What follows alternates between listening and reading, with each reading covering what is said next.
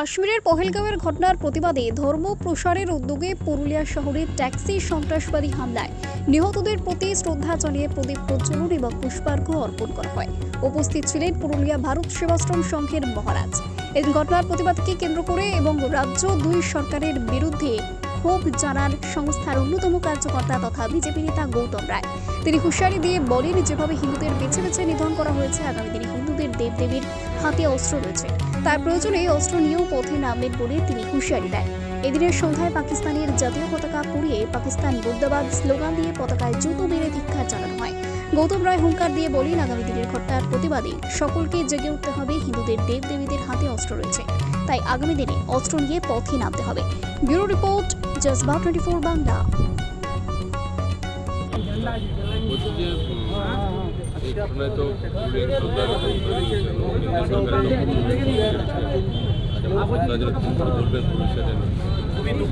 দেখুন, আমরা বারবার করে যে ঘটনাগুলো ঘটছে সেই ঘটনাগুলো আমাদেরকে অবাক করে দিচ্ছে। আমরা পুলওয়ামার যে সন্ত্রাসবাদী হামলা সেটা ভুলিনি, তারপরে আবার এত বড় একটা সন্ত্রাসবাদী হামলা ঘটলো এবং এই সন্ত্রাসবাদী হামলার সঙ্গে আমরা কোথাও না কোথাও পুরুলিয়া যে বিষয় সেটা যুক্ত হয়ে গেল। আমরা ভারত মাতার বীর সন্তান, কেন্দ্রীয় গোয়েন্দা দপ্তরে কর্মরত ছিলেন একজন তরুণ, তাকে আমরা হারিয়েছি।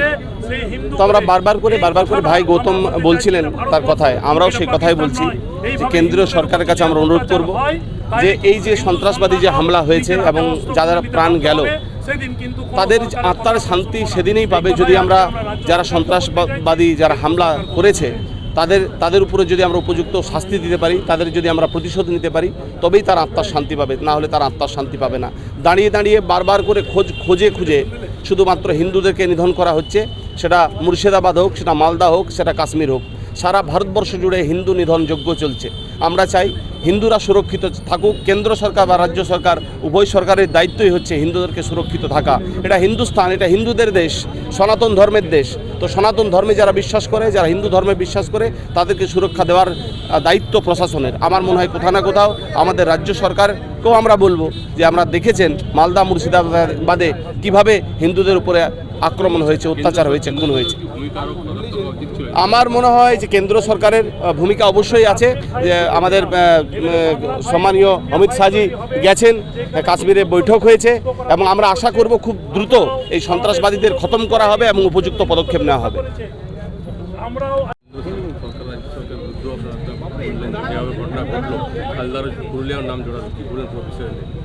আমরা খুব দুঃখজনক ঘটনা আমরা বলছি।